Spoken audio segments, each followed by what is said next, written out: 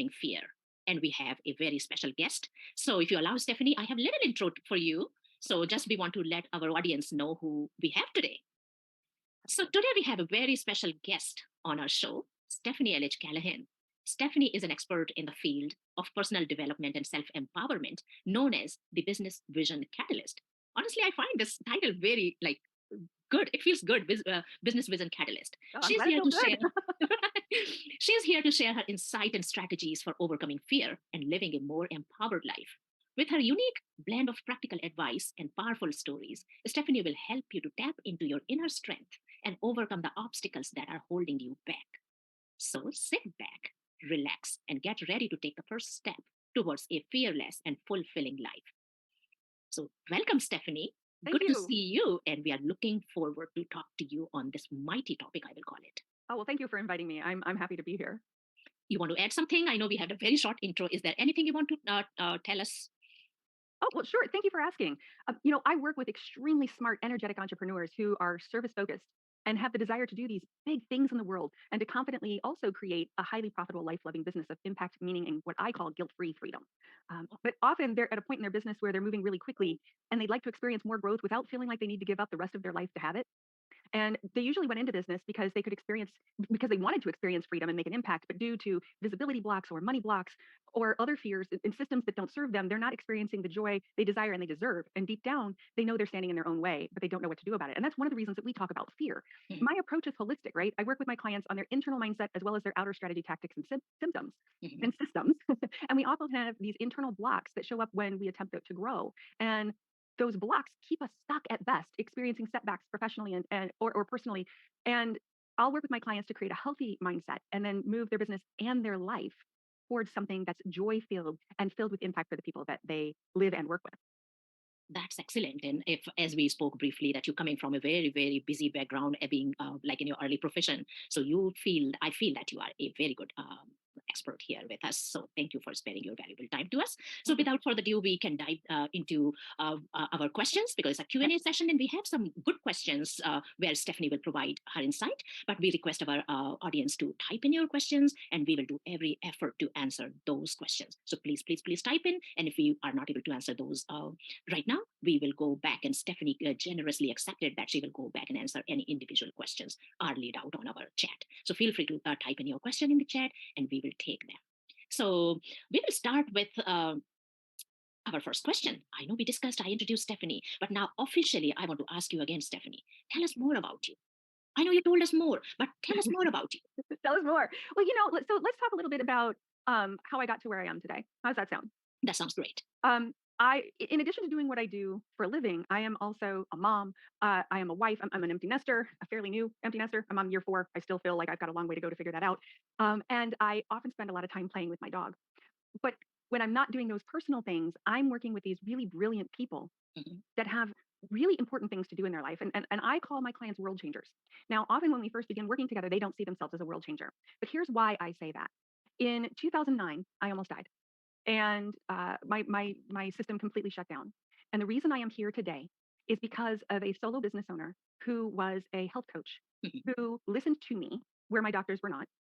My doctors had misdiagnosed me and had told me basically to just make plans to not be here anymore. That was Oh, 2009. That was a long time ago now. oh, So I call him my angel here on earth, and he saved my life. He helped figure out what was really going on, and we don't have time to get into that today. That's not our topic. But the point to that is, I found him on accident.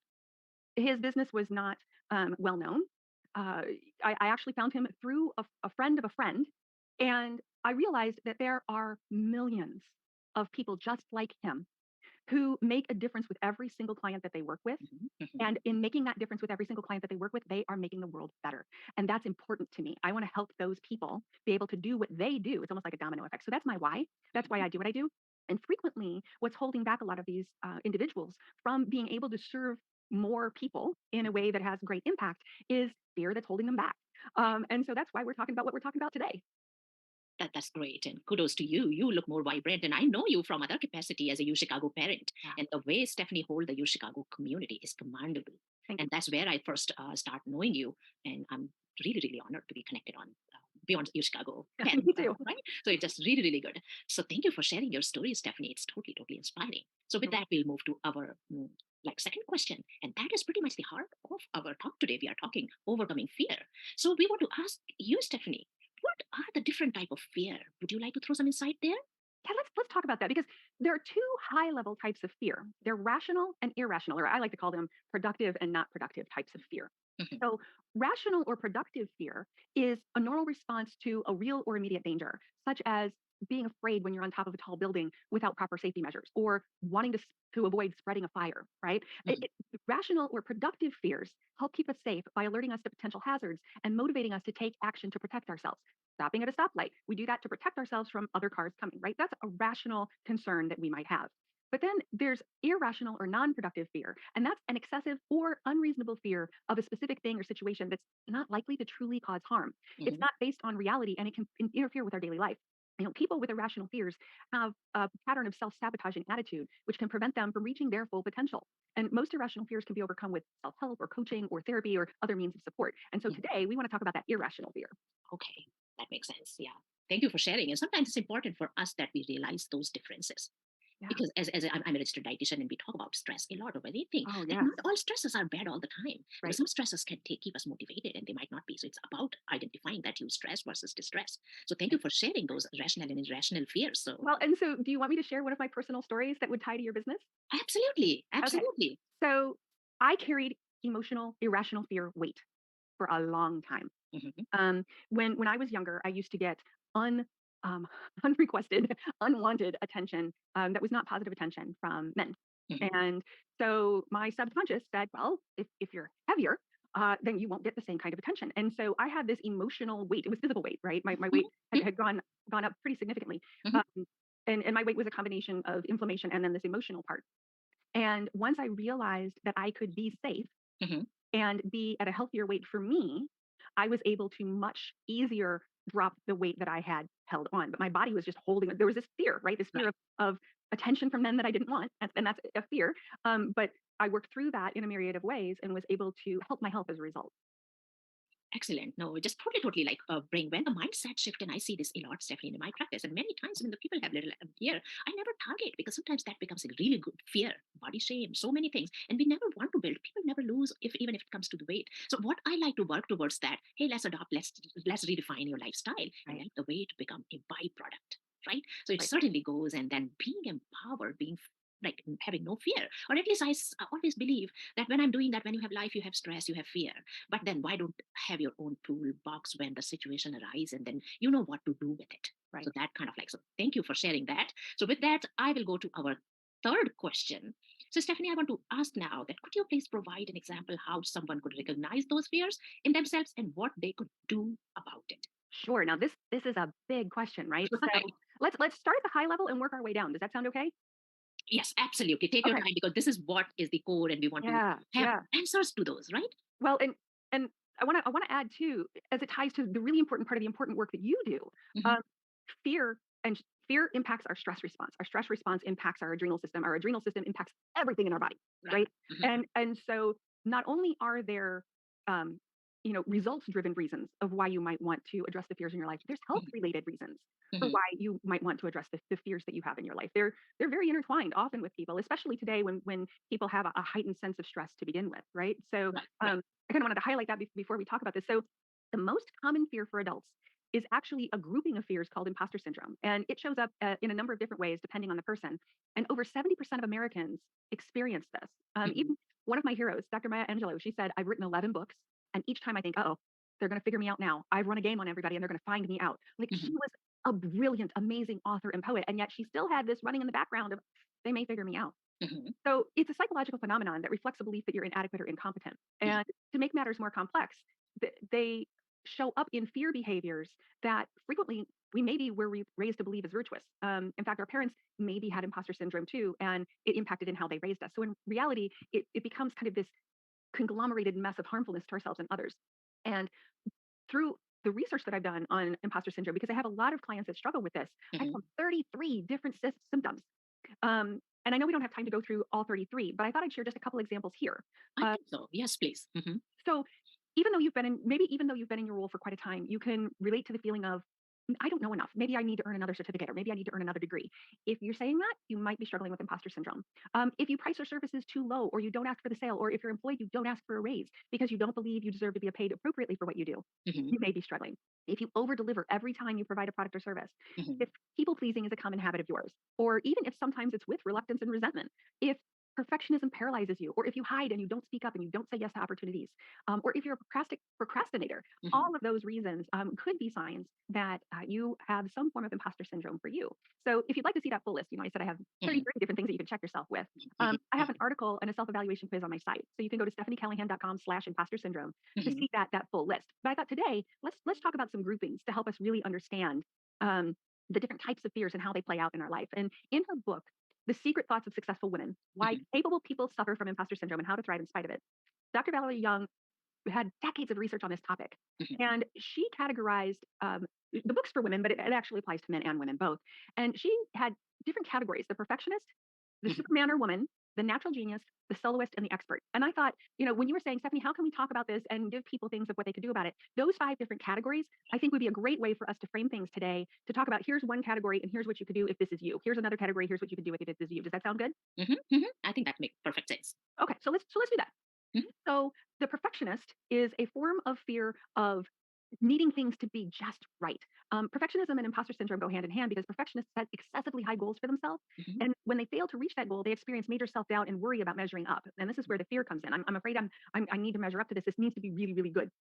And this group can also commonly believe that they have to do everything themselves. So there's a fear of delegation, there's a fear of asking for help. Hmm. So if this is you, Hmm. you can learn to take your mistakes in stride, viewing them as a natural part of the process. In addition, I would encourage you to push yourself to act before you're ready. Force Right. yourself to start the project you've been planning for months, because the truth is there will never be a perfect time and your work will never be 100% flawless. And the sooner you're able to accept that, the better off you'll be, because recognize this, and this is so important. The people you're meant to help get zero of your ideas if your ideas are always in incubation mode and you're always working on making them perfect. Now, don't get me wrong. I absolutely believe in delivering with excellence, Hmm. but there's a difference between excellence and perfection. And so you're delivering early. And then if there's something that you want to correct along the way, go ahead and do that. But then your knowledge, your brilliance, your wisdom is shared with the people that need to know it. Hmm. Hmm. And then the second type is that Superman, Superwoman, also known as a workaholic. And individuals that struggle with this, and I am a recovering workaholic, Okay. they absolutely recovering workaholic, they often push themselves to work harder and harder to measure up. But this is just a false cover up for their insecurities. Hmm. And work overload may not harm not only their own mental health, but also their relationships with others, Hmm. because workaholics are actually addicted to the validation that comes from working, not from the work itself. Hmm. So the fear is that people won't accept them unless they're highly productive. So start training yourself to veer away from external validation. No one should have more power to make you feel good about you than yourself. You Right. were born worthy. On the flip side, you can learn to take constructive criticism seriously and not personally. And there's a fine line between that, right? So sometimes individuals that are workaholics, that are people pleasing workaholics, will take every piece of feedback as a personal attack, or a personal feedback, and it's really frequently not the case. So take that criticism seriously and consider what you could do to improve whatever you're getting feedback on, but don't Hmm. necessarily take it personally. And as you become more attuned to your internal validation and you're able to nurture your inner confidence that states that you're competent and skilled, you'll be able to ease off the gas of how much work is reasonable. Hmm. I mentioned I am a recovering workaholic, and I grew, and I mentioned earlier in our conversation about how sometimes that imposter syndrome might come from our parents that raise us into virtues. And I was raised with the virtue of hard work. Right. You work hard, and my subconscious and my brain took that a little too far. And I was working 80, 90 hours a week on a very regular basis and allowing my relationships to slide, allowing my health to slide. And that's not a healthy, balanced way to live. That's not a joyous way to live. And Right. it's completely possible to balance things out where, again, you can deliver with excellence without necessarily having to prove by putting in a tremendous amount of hours. Hmm. The amount that you work does not necessarily equal even the results that you deliver. And so there's smart ways to do that where you can have a joyous life from that as well. Right. Now, the third kind is the natural genius. People in this subgroup believe that they need to be natural at what they do. They judge their competence based on the ease and speed opposed to their efforts. So in other words, if they take a long time to master something, they feel shame. Hmm. And they're afraid to take time to learn things. They set their internal bar impossibly high, just like perfectionists do. But their natural genius types don't judge themselves based on high expectations. They judge themselves based on getting things right on the first try. And when they're not able to do something really quickly or fluently, their internal alarm sounds. And so if this feels familiar to you, you can try seeing yourself as a work in progress. Accomplishing great things involves lifelong learning and skill building. Right. And for everybody, for Oh everybody. yeah, yes. Even the most confident people. And so rather than beating yourself up when you don't reach your impossibly high standards of fast learning, identify specific changeable behaviors that you can improve over time and recognize that it's okay for certain topics to take longer than others for you to do. And that it's really not about the speed with which you accomplish things, but Mhm. the fact that you're making steady progress. Right. And then the fourth type that we talked about here is the soloist. And they feel as though asking for help reveals some kind of phoniness in them. And now, look, it's okay to be independent, but not to the extent that you refuse assistance so that you can prove your worth. We all need help from one another. We all need support from one another. That is a natural part of the human condition. So realize that there's no shame in asking for help when you need it. And if you don't know how to do something, ask. And you can talk with a coworker, a mentor, a coach, or another trusted advisor. And then that fifth category was the expert. Mhm. Now, experts measure their competence based on what and how much they know and can do, and believing they will never know enough. They fear being exposed or inexperienced or unknowledgeable. So they typically have earned a number of certificates or degrees or other forms of continuous education. This type of person may have a couple different PhDs, or they may have a number of different certificates from their professional associations, or they may have a variety of ways that they're continuing to add to documented certification of what they know. And it's true, there's always more to learn. I mean, I'm constantly reading just because I like learning more, right? But striving to bulk up your skill set, it can certainly help you make strides professionally and Mhm. it can keep you competitive in the job market. But if you take it too far, and again, all of these are if you take it too far, the tendency to endlessly seek out more information can actually be a form of procrastination. And like perfectionism, if you procrastinate, you're not helping people you're meant to help. Right. So start practicing just in time learning. And this was something I had to learn how to do. Mhm. This means Mhm. acquiring a skill when you need it. So, for example, if your responsibilities change, rather than hoarding knowledge for false comfort, Mhm. pick the knowledge that you need for what you are working on or where you're focusing right now. A great way to discover your inner expert also is to mentor others. So, when you share what you know, it not only benefits others, but it also helps you heal those fraudulent feelings. So, no matter the specific profile, if you struggle with confidence, you're Mhm. absolutely not alone. And if you have fears around those things, you're absolutely not alone. And if you've experienced any of that at any point in your career, or if you've chalked up your success to chance or charm or connections or any other external factor, how unfair and unkind are you being to yourself? So today would be a great day to start to be kinder. And as you do that, you'll also set up yourself to make an actual bigger impact on the world rather than letting your fears hold you hostage. Right. Right. No, it's a great example, right? So um, I would certainly like to know because you are a wealth of knowledge, and I heard you before, and you shared actually like really those 5 steps where people can dig deep and at least take their first step. So my question to you, Stephanie, as we are getting close to wrap this up, if where can people connect with you online? And especially, I am in California, and you are way far in Midwest. So where they can find you, Stephanie? Sure. Well, the best place to go is just my site, which is stephaniecallahan.com. Mhm. And Callahan spelled with one L. So it's Callahan. And I'm on Twitter and LinkedIn and Facebook and Instagram. I'm on a lot of the more common social media sites. But if you go to stephaniecallahan.com, there's links to all those. So it makes it really easy to do the connection. And I love to meet new people. I love connecting with new people on all the social media sites. The responses are from me. The posts are from me. I don't pay somebody to respond as me. That doesn't feel very authentic to me, so I don't do Mhm. that. Mhm. And if you'd like to go deeper on the topic of imposter syndrome, as I mentioned before, go to stephaniecallahan.com/imposter syndrome, where you can find more about what we talked about today. And there's loads of other types of irrational fears: fear of success, fear of failure, fear of being on camera. There's loads and loads and loads of people that limit their success Mhm. because of the irrational fears that they have in place. And so, if any of this um, sparks something for you, I invite you to reach out and let's have a conversation. Absolutely. No, thank you. Thank you for sharing. And as I see in my practice, I work towards, and if people notice that it's not about being in good health, is not only being a disease free, right? Right. It's about, I always see the people, do you wake up every morning and you know how to go about it? You have job, you are happy about it. You have family, you happy about it. And if the adverse situation comes to you, you have a toolbox. I like people to have their toolbox. So it's certainly have those people where to go if they seek help. So when it comes to that, there's a lot of stigma still present in our society when people Yes. sometimes kind of hesitant in finding the help. So the point is that please seek help. That's help might be next to you, could be your coworker, could be a family member. It's about expressing and being communicative because communication can resolve so many things, right? I agree So completely. I agree. Well, I wouldn't be here today in this conversation if I hadn't gone and found help. Right, right. So I certainly want to see that now. Today is I want to bring because you are a mommy of a college student and I'm a mommy of a college student. Nowadays, our children are also going into very competitive age and there's lots. I don't know whether it's a realistic or out of the way. I'm pulling this question here, Stephanie. What suggestion would you give to high school students or college students or even to their mummies? Maybe this is very like something what you learned over the Sure, yeah, you have certainly more experience than mine, and maybe I'm seeking this advice from you, and I sure. never know that more people might be get benefited from this. Especially things really are competitive now. And Mhm, I think one of and so there's this fear of missing out, FOMO, fear of missing mhm, out. There's the fear of not progressing fast enough. mhm, There's the fear of picking the wrong thing if we're talking about what you're going to study, what you're going to do in your future. Um, there's so many fears that crop up at this age, whether students are going off to college or whether students are going to some kind of trade school or an apprenticeship or any type of advanced um, the ways that they're educating themselves beyond high school, right? And I think that one of the best things that as parents we can do mhm, is help remind our students that they are a whole person. They are not just a student.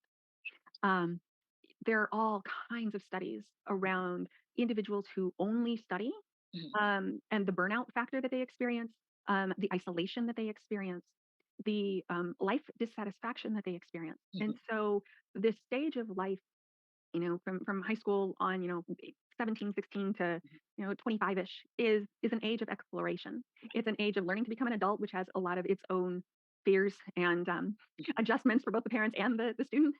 mhm, And when you look at yourself or when you look at your student holistically and encourage them to sleep well, encourage them, which is kind of funny, college students aren't known to do a lot of sleeping, right? But it's important. It's really important. mhm. Eating nutritious things, drinking lots of water, but then also to participate in community, in some kind of community, Right, whether that is a friend group or a club or, there's so many different options. right. But when you have a group of people that you can build relationships with, you are a healthier person overall. And when you are a healthier person overall, emotionally and physically, then your Mhm, brain works better, right? So right. Oh it yeah, loops oh back to yeah. that whole concern of learning, right? And so it's all interconnected. Mhm, And so when you can remember to consider the whole person, not just the student classroom person, I what I've observed is that those individuals have um, more of what I call abundant success. mhm. They do well in classes, but they're also happy. They're Right. well balanced. They contribute to society. There's just a lot of really good things that can come from that. Mhm, mhm. No, that's a great advice. And I personally, as we spoke even before, that anything we are doing in life professionally is one part of your life, right? Right, But the right. ultimate goal for us is to be able to wake up happy Yeah. and do the things comfortably and then go to bed and relax and have this deep sleep in the night and wake up again and go on, right? So that was very insightful. Thank you. Well, Thank you for, yes, please. oh, you're so welcome. And I guess the other thing I'll share is that because there are a lot of really driven people, whether they are adults in their careers, adults in their business, young adults in their figuring out what their future is going to be, Mhm. there's a lot of really driven people that have these really amazing goals. Right. And I mentioned I'm a recovering workaholic, so I was one of those people that Mhm. didn't do the things I'm advising for people to do now, and I Right. learned from experience, right? Mhm. But I'll also share that the year that I slowed down, the year that I got better sleep, the year I focused on drinking more water and eating differently for what my body needed, the Mhm. year I really focused on self care was the year my business tripled. It doesn't have to be an either or. In fact, the more you allow your body and your brain to function at its optimal level, Right. the better business school, professional results you can get. Excellent point, and I believe that yes, we have that's a great insight. And so here officially we will end our discussion, and we will look. So far, I do not see as such any questions coming, but we will keep looking. People can come and watch. This is recorded on my page, Dr. Sangeeta Nutrition. So feel free to go anytime and watch. And I highly encourage that if you personally looking some help, I would give a big shout out to Stephanie. She is a great professional. Reach out to her. Um, and then anytime, please, Dr. Sangeeta Nutrition is here to support your nutrition and well-being needs. So reach out to her. Visit us as drsangeetanutrition.com, or if you are our community, you know how to reach to me. So reach out, and we wish everybody a very happy and contained day today, January 23rd, 2023. Any final words, Stephanie? No, I just wish everybody the joy of knowing a balanced life, the joy of focusing on the things that light you up so that you really can have just this really amazing life while also making a profound impact on the people that you're meant to serve. Right. So thank you, Stephanie. We value your time and expertise, and we wish you well. And with that, we will conclude our Facebook Live.